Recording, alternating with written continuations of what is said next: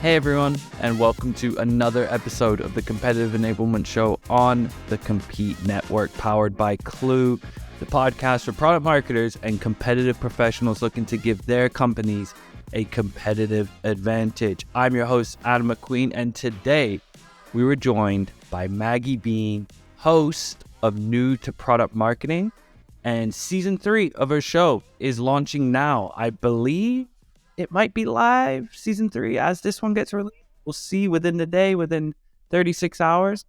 And so excited to have Maggie on and bring New to Product Marketing to the Compete Network. Ben, why should people listen today?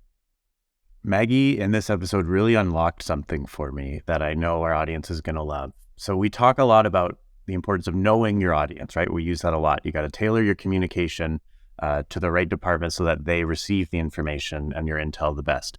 But she put a different twist on it. It's not just about knowing your audience.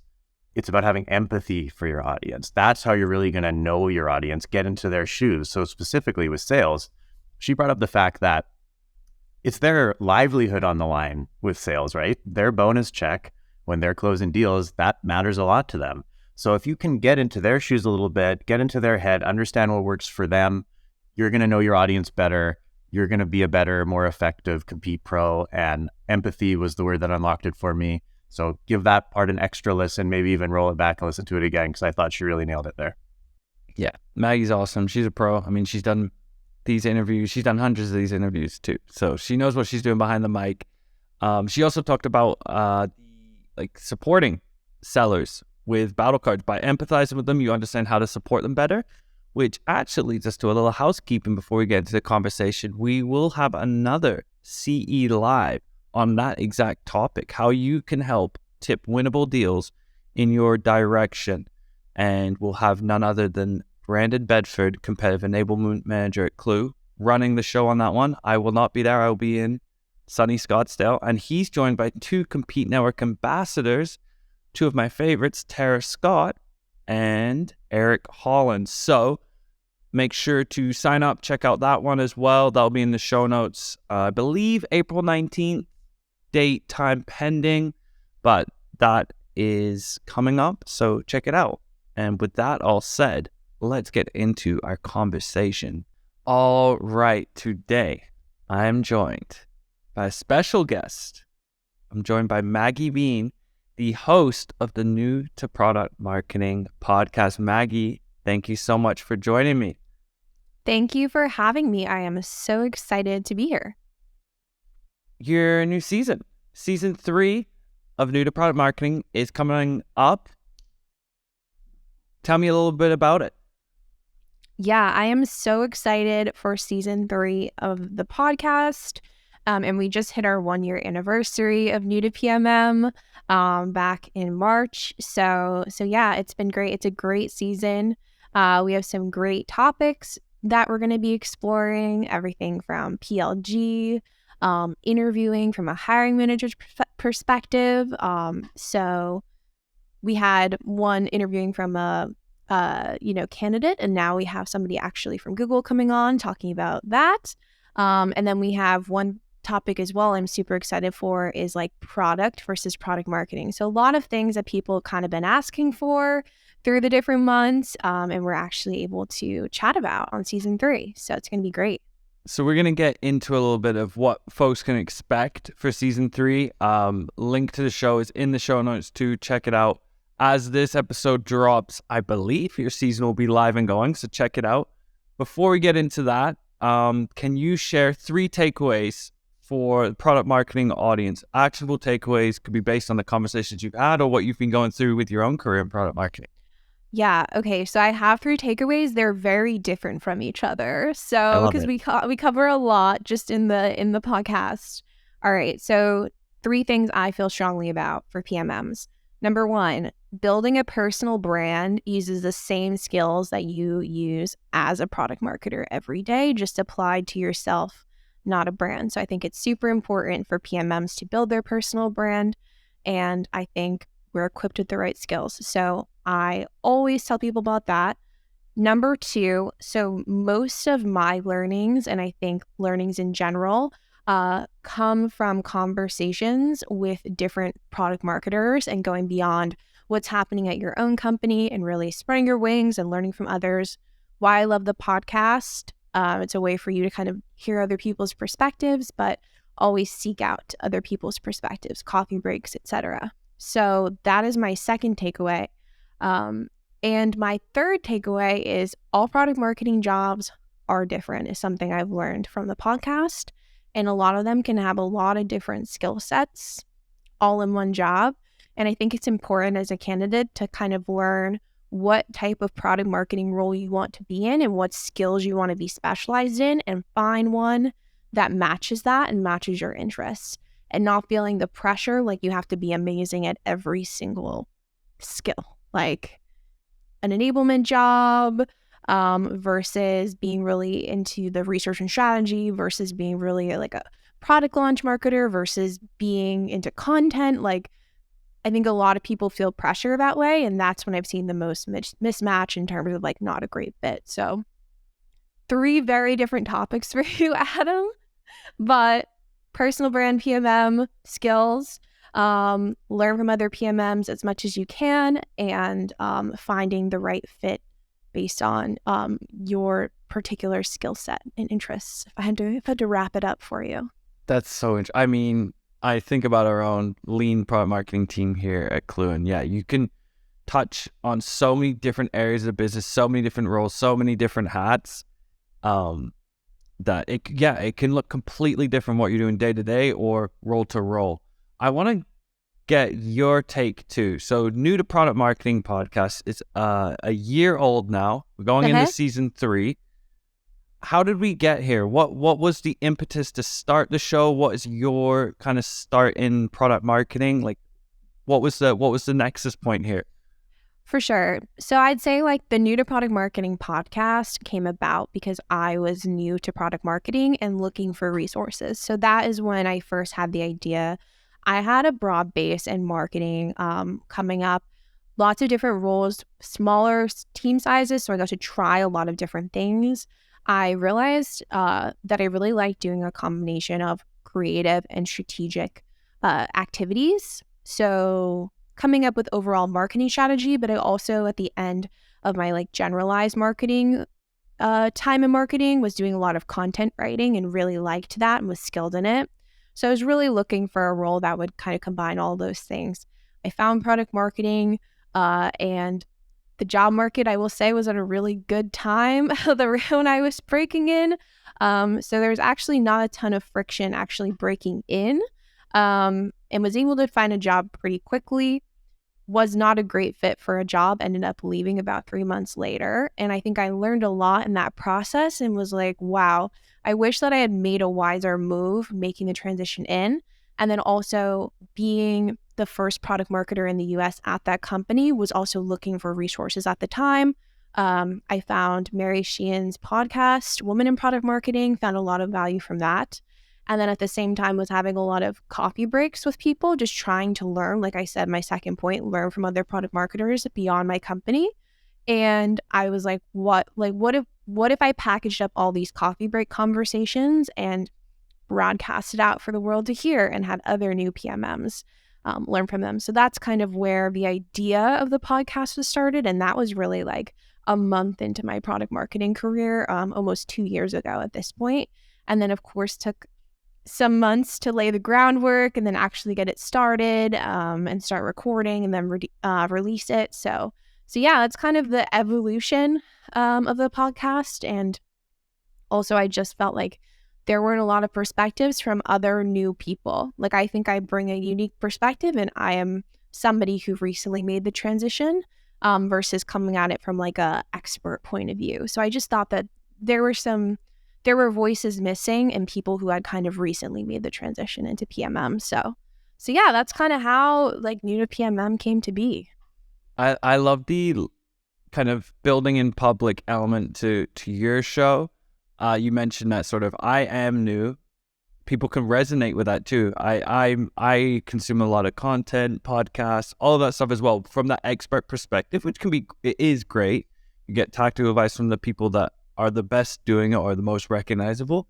but there is a slight disconnect, and it's cool to be able to project yourself onto a person like, oh, I'm resonating with the same thing that the guest is going through or the host is going through, and we're kind of working on it together, which is I think why there's been such gravity towards your show and like a community building around it as well. It's like there's shared pains, shared interest points, shared curiosities and questions. What's the evolution been of the show from first episode, season 1, to now we're kicking off season 3? Has it changed in terms of the topics you've covered, or are you bringing in a bit more expertise? I mean, you yourself have grown probably exponentially in your product marketing career. So what's that look like from 1 to now kicking off 3? Yeah, I mean, I have such a fondness for my first guests, especially my first 4, because they signed on to do the podcast when there wasn't a podcast. And I think that's the biggest difference is I was the weirdo in people's like LinkedIn messages, like, hey, be on my podcast. It's not a thing yet, but like, trust me, it's going to be great. And I really had, those first 4 really sign on, be like, I love this, like, as an idea. When I think back to people like, Dana and Zach, and Elvis and Olivia, I still remember names just because I spent so much time with those episodes as well. So I think the difference there is I was really just making connections with people, seeing who I could get like a great connection with and rapport, and then trying to find a topic that kind of fit within their life experience. So that was more of the first season, which was finding really great magnetic guests who had a lot to share and just kind of shaping an episode based on more of an interview of them. And then I think as we've gone more into season 2 and season 3, how it's evolved is I've entered more with a topic, and I was actually able to put out to the world for season 2 and season 3, hey, I want somebody who can talk about PLG, interviewing, all these topics that the audience was asking for. And I actually have more inbound people, rather if you think like in marketing, inbound, outbound, coming in and saying, hey, I could talk about this, I could talk about that, and being able to have guests come in that way versus me going out and trying to, find people and then kind of shape a narrative around their story. So I think it just is a little bit different, but I think as the podcast goes on, it creates for more of a balanced topic flow. Just trying to cover all of these different topics and kind of space them out in a certain way. And also trying to do a mix of experts and newbies. I also have at least 50% women, usually more, and 50% people of color from season 2 and 3 on. So that's also something that I'm really passionate about and have dedicated myself to. So yeah, that's just kind of how it's evolved over time. I fondly refer to the first guests on this podcast run as the guinea pigs, the people that were willing to just come on and talk while it wasn't even a thing. It's I have great appreciation for those guests too. It's so cool that shouting them out by name, and I'm sure you can remember those first conversations, those first hiccups behind the mic as well. For sure. I mean, they still happen, folks. They still happen. We just have good audio editing in the background, people. Yeah, it still happens. I may or may not have a secret first episode that never aired because the PR department for that company did shoot it down. So I can't name those people by name, but I also want to give a shout out. You know who you are. But yeah, I know Adam has the most shocked face right now. But that's like PR behind shot the it out. scenes. What kind of details, what kind of hot gossip did you get out of your first interview? It was not even that bad. PR saw the questions before the interview too, and they were like, yeah, this is good, but it's a pretty high profile company and like a really competitive space. So I just think they were like, no, we're not going to do this. But that was really sad. But that was the original first episode unaired. I'm going to like put it in a vault somewhere and in 50 years, like unveil it of like the actual, like the first episode. But that's a little secret just between you and me, Adam, and your entire audience, that there is a secret episode. The lost It's a good tapes. one too. It The was sad. Tapes. That's right. Oh my gosh, you piqued my curiosity now. I gotta find this. Maybe we'll have to get this offline. Yeah, no, I'll send you a little Slack later and let you know who it was. So obviously, being a host of this show, the different types of guests you brought on, you've probably learned so much from the guests that you brought on as well, especially when it is this sort of building, growing as being new to this profession. So Are there some particular interviews so far that stick out in your mind, or specific lessons or pieces of advice, tactics from guests in seasons past? Yeah, there definitely are. I think that, from every interview, I've learned something, and I'm so grateful for all of my guests. I have just like the weirdest, it's always the smallest things that really resonate with me.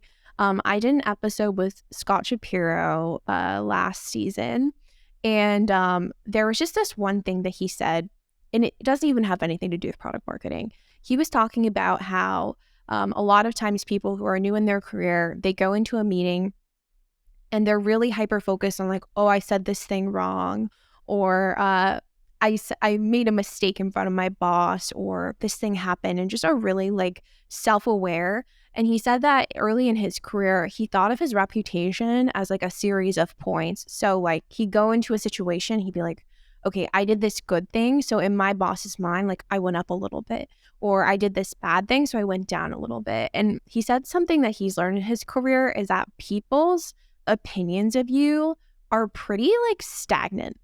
Like people really have an opinion of you, and you can do little things to change it, but after time, and it's helped him feel a lot less self-conscious in those situations where he's made a mistake. And I think it's been really freeing for me. Like I think if I made a mistake at work, I'm not like, oh my gosh, my boss thinks I'm incompetent now, he's never going to trust me with anything again. Like I just think that it's like, you know what? I've proven myself over this period of time. He knows what I can do. And he's not suddenly going to think like, wow, Maggie, like she's an idiot. Like now, or she said this thing. And the same thing, like I just think that other people's opinions of us, first off, I think disconnecting from that is good as well, just because, that's a whole other can of worms about like investing so much in other people's opinion of you. But that was just really the most like poignant piece of advice that I've really taken with me in terms of like life advice. So definitely I think of that interview with Scott, and I have a few other examples, but that's just like my like, I think everybody should think about like interactions this way. It's really been a game changer for me. I had a big screw up yesterday, Maggie. You did? What did you do? Oh, nothing much. I can't get into the details, but I just something just went over my head. Didn't think it through. Same thing. My manager was like, that was not smart. Probably shouldn't have done that. But to your point, I think having that, if you were constantly worried about, okay, that's put me down 2 rungs to up 3 rungs, it's just, you're just constantly gonna be looking to go up and up and up. And I don't think it's a fulfilling mindset. I think it's like keeps you away from the work that actually probably brings you the most joy or makes you the most productive. And having those kind of things in the back, it's a hard thing to do, I think, to practice. I think you mentioned that, like, you need to have a level of like self-confidence, self-awareness, self-worth, which is like a whole nother kettle of fish we could talk about. But yeah, it really is. It's that kind of delicate balance. Obviously, when you have a manager or other coworkers you're working with, there has to be like relationship building. But I love that thing that don't fret about it too much. For sure. Can you share another couple lessons as well? Yeah, of course. So I had a talk with Gerard Green about empathy with sales and the sales team, and this really just, I think, brought me, so he works at HighSpot, which is a sales enablement company, and I also just know that Gerard has the best relationships with his sales team, mostly because we were at one point in talks with HighSpot, and literally like they were always talking to me about Gerard. Like they love Gerard. On all of the posts about the podcast promo, they were there in the comments like, Gerard's the best. And I've never seen like someone's sales team so stoked about them. So I was like, you know what? Like I am going to listen to this guy when he's talking about how to build relationships with sales. Like they trust him.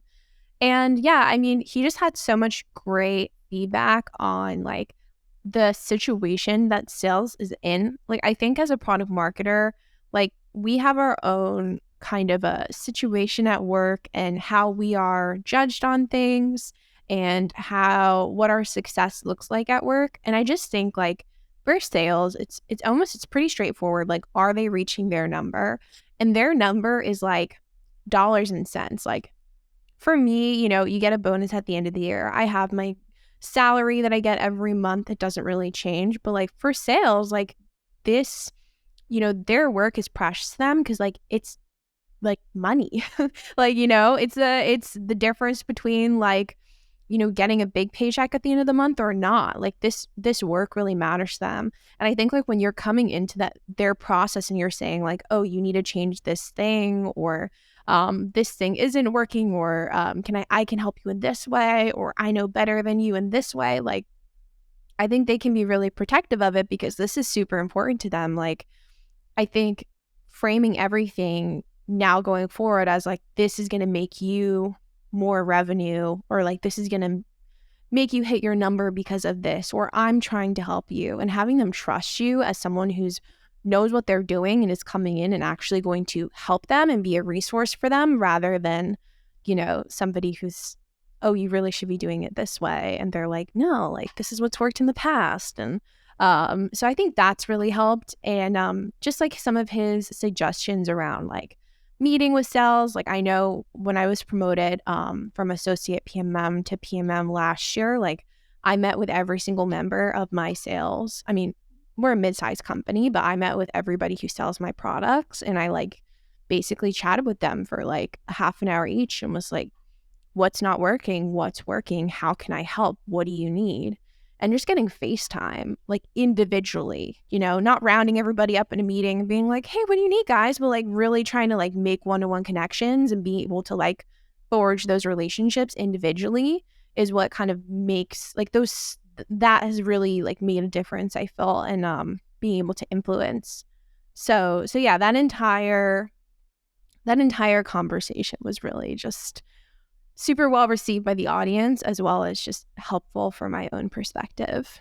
Did that note of empathy with sales, did that kind of reframe how you approached your own work? Like, did it change how you took on building a positioning document, or how you want to bring a product? Like, how did that kind of understanding of empathy with sales shift how you did your own work? Yeah, I think like you just have to put yourself in their point of view of how they're doing their work. Like, if they're looking at a competitive battle card, think of them like, are they on a call? Are they literally like on a call with a prospect trying to multitask and pull up, oh shit, like what did this competitor do? I don't know if I'm allowed to swear here. But like, oh no, what did this competitor do? I haven't heard of this before. Like, they have clue going in the background. So I know like when we're setting up our cards, and this is like promo for, anyway. We didn't pay her to say this. I did not pay. Yeah, no, real Clue user. But really, like, I think when you can take our Clue for an example, like when we first set up our board, like they were written in a product marketing way, which is like detailed. Like, we're researchers, like, oh yeah, they need to know this and this, and this is this important piece of information. But then I had to think like, okay, if they're on a call, like they don't want to dig through, oh, like they have 632 employees and their revenue was this much last year. They want to know like what features they have that we don't, what their price point is, like how to talk, like what talking points they should use. So I think it's that. And then just like as well as getting more feedback, I think throughout the process as well has just really changed my work too. Just trying to go directly to the source and involve them in the creation process as much as possible, so stuff is more well received versus like we go into a room somewhere for 3 months and like create an asset and then give it to them and they're like, oh, this isn't helpful, this isn't helpful in my day-to-day work, this isn't what I need. So I mean, a few different ways that it's impacted. That lesson applies to like full marketing, really. I actually felt that, especially at Clue, we've grown. When I joined here, we were 40 people. Now we're in the mid 200s. And the shift from that to that is before everything you did working as a marketing team, whether it was in product marketing related stuff, content related stuff, anything, like there was pure visibility and there was full visibility and you knew the sales force, you knew them all by name, you had a relationship, like by nature of just being together. And then as you grow and there's these, like, there's just becomes degrees of separation as a natural evolution of a business that you realize, shoot, there is so much you need to do from that internal stakeholder buy-in or just those touch points that you don't, to what you mentioned, and we've talked about this so much in the podcast, like cubbying away, doing your 3 months of research and then saying, ta-da. It's like no one else has been with you for those 3 months. They haven't been on the journey, which is honestly like the part of understanding, right? Being kind of tapped in on that process, the V1, the V2, the V3 that got tweaked. That's how you have a better level of like empathy and understanding with whatever the content collateral is that's coming from a marketing lens to a seller lens. Before we get into rapid fire, did you have any other kind of lessons you've taken from interviews that you're applying into your own work today? Yeah. I don't know. I'm such like a big picture gal. Like I'm like wow, this really blew my mind. I mean, give me that then. Let's go that way. Like, give me the one that blew your mind. So it's actually the episode that just launched with Madison Leonard about product-led growth. And I've been like learning about product-led growth. We have some PLG products at my company that we've launched. And I kind of have like, I'd say like beginner level though, like knowledge of it going into the episode. And I kind of seen firsthand some of the challenges of adopting PLG at my company. And it's mostly like the emotional element. When you come into a very sales-led organization, you're like, hey, for this product, like we're going to have the product lead, they're going to go into free trial first.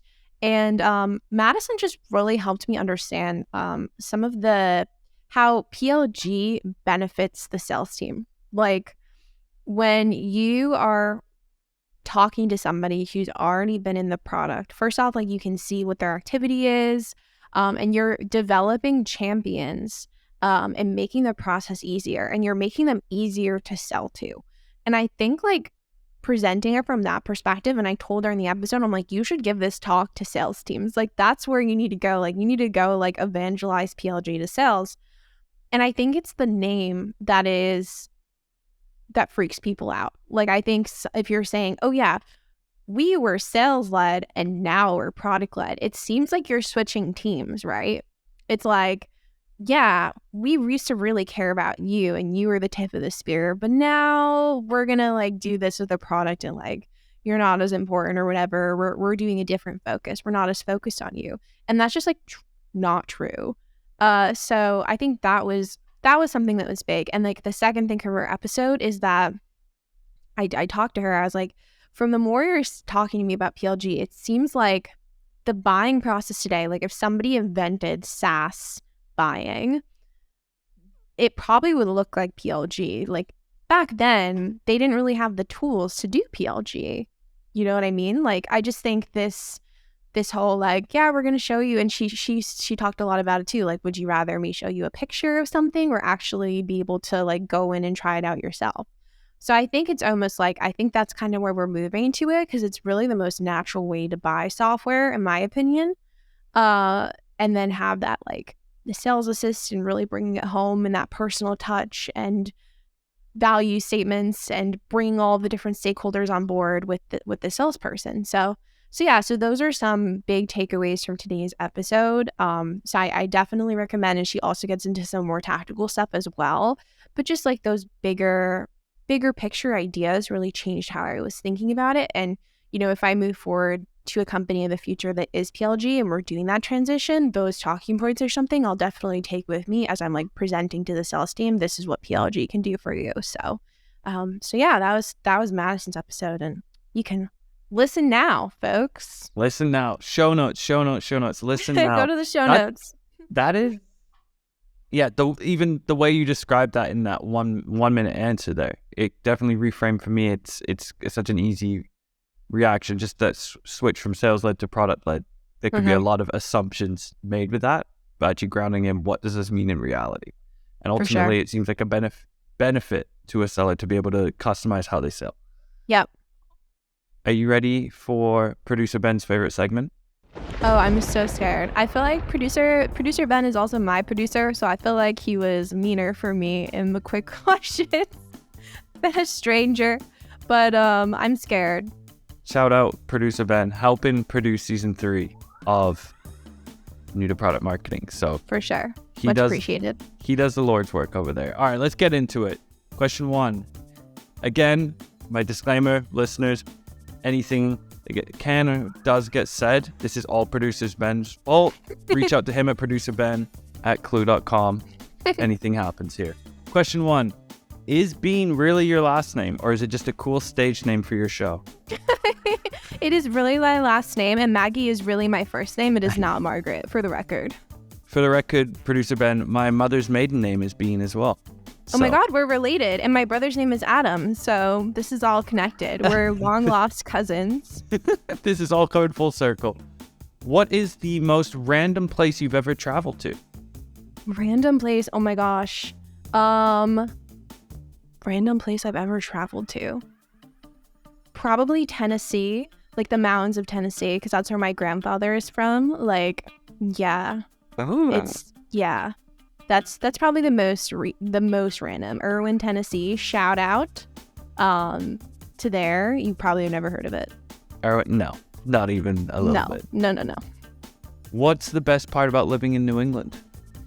Oh my gosh, the best part about living in New England is the fall and the leaves change color and it matches my hair and I feel very aesthetic and at home in my environment. And the worst part is everything else. No, I'm kidding. But fall is lovely here. If you were stuck on a desert island and could only bring one book, what would it be? Oh my gosh, one book. Probably Harry Potter book 4 because it's the longest. Goblet of Fire. Goblet of Fire, yeah. My partner, because I'm not a huge Harry Potter fan, but my partner is, and I always say I like Goblet of Fire, and she's like, that means you're mainstream. You can't say you like book 4. Yeah, it's just the longest. I love book 2. Chamber of Secrets is like my like I love book 2, but also it's really short. I feel like if I was on a desert island and I had to be trapped somewhere, book 4 is, what I go for. And that is Rapid Fire. Maggie, Love it. Thank you so much for joining me. How can people connect with you, reach out with you, learn more about the show? Yeah, so connect with me on LinkedIn. And you're going to get all your info about the show from there. I post about it all the time. Shoot me a note too. I love to chat with people, especially people who are new or aspiring product marketers, just about the field. So I'm a PMM nerd. I love to talk about it. So feel free to chat. And yeah, we have a really friendly community too. I know people reach out a lot to my guests and stuff as well. And so yeah, come on over and would love to chat. Maggie, thank you so much. Everyone, season 3, New to Product Marketing. Check it out now.